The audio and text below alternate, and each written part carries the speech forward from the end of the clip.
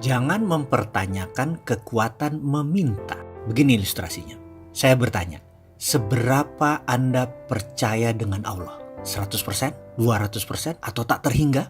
Oke, baiklah. Sekarang kita minta kepada Allah. Anda naik doa saat ini. Ya, saat ini juga hentikan nonton video ini dan berkata, "Ya Allah, saya ingin akhir bulan ini mempunyai uang 1 miliar masuk di rekening saya." Katakan kalimat itu berulang-ulang. Lalu diam sejenak sambil Anda merenung kalimat tadi. Pada saat hening, tahu-tahu di benak Anda berkata, "Dari mana uang 1 miliar? Kamu kan hanya pegawai negeri." Atau, "Bagaimana dapat 1 miliar? Kamu kan cuma ibu rumah tangga." Atau, "Bagaimana dapat 1 miliar? Kamu kan hanya anak sekolah." Lalu mendadak kalimat tadi mendominasi pikiran, lalu pikiran mulai menyeletuk. Ya juga ya, dari mana ya? Kayaknya nggak mungkin deh. Kalau itu terjadi, selesai sudah. Kalimat itu ada dalam hukum alam yang namanya canceling our own pray. Meng-cancel doa kita sendiri. Kita sendiri yang meragukan diri kita sendiri. Kita sendiri yang meragukan Allah. Bisakah Anda percaya 100% bahwa hal itu akan terjadi? Bisa terjadi dan pasti terjadi. Bisakah Anda tidak cancel doa itu? Tidak ada keraguan sedikit pun bahwa itu bisa terjadi. Pertanyaannya, bisakah? Ini adalah permainan keyakinan.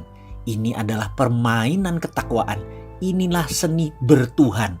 Inilah nikmatnya menjadi hamba Allah.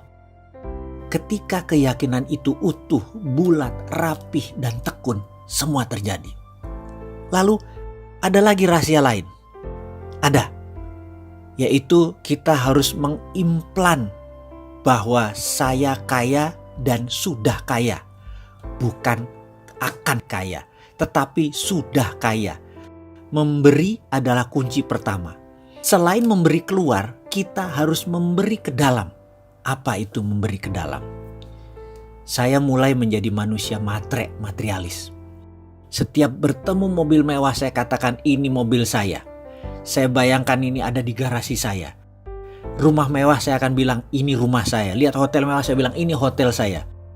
Kemudian saya putuskan untuk berangkat berdua bersama istri untuk menikmati apa yang orang kaya lakukan. Dengan 100% uang di tangan saya buang semua. Karena saya tahu pasti baliknya utuh dan bertambah. Kami memutuskan menikmati tinggal di Como Sambala Resort di Ubud, Bali selama beberapa hari. Menikmati satu malam berharga puluhan juta tarifnya. Dan saya tidak peduli. Berangkat dengan first class, layanan hotel bintang 6 atau 5 star with diamond. Makan pagi hari bersama penyanyi terkenal Barbara Streisand, esok malam dinner dengan Sting, penyanyi The Police yang sudah berminggu-minggu nginap di Como Sambala. Kumpul dengan orang terkenal dan orang kaya tersebut ternyata cukup menyenangkan. 5 malam keluar kira-kira 100 juta rupiah, saya tidak pikirkan. Dan saya tidak pernah tanya mau apa yang akan terjadi pulangnya nanti. Saya tidak punya uang sepeser pun di kantong, saya gak peduli.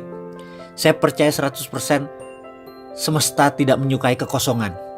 Pasti kantong saya diisi lagi. PD saya pol. Saya percaya pada sistem Allah tersebut 100%. Pulangnya, setiap hari di depan kaca saya berkata pada diri saya sendiri berulang-ulang.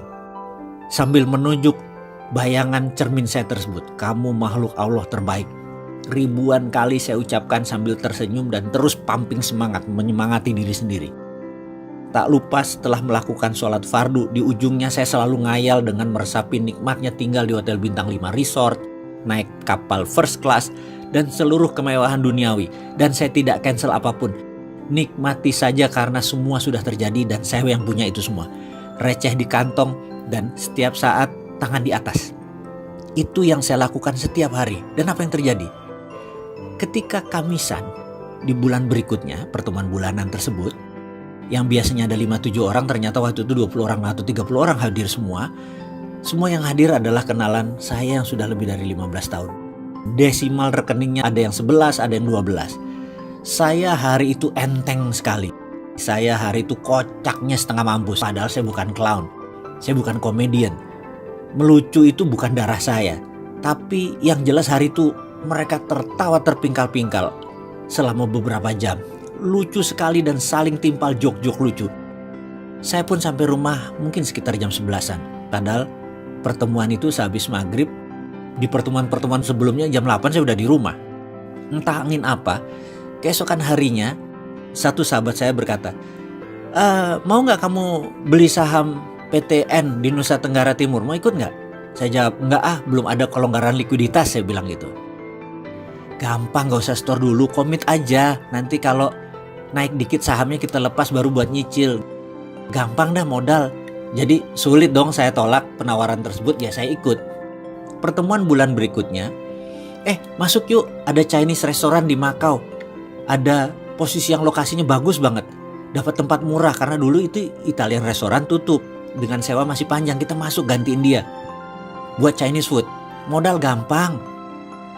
Masih ada standby loan dari restoran lama. Pokoknya kita berlapan masuk, kita bagi rata ya, gak usah pakai duit. Lalu percaya gak? 6 bulan kemudian ada pengusaha Hong Kong naksir harga dan lokasi tersebut dibayar 2 kali lipat. Jadi kita belum turun duit, baru punya 6 bulan sudah langsung berbagi.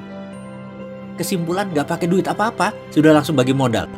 Dan nilainya pun sangat luar biasa. Jadi apa moral story kisah tersebut? Kita lanjut.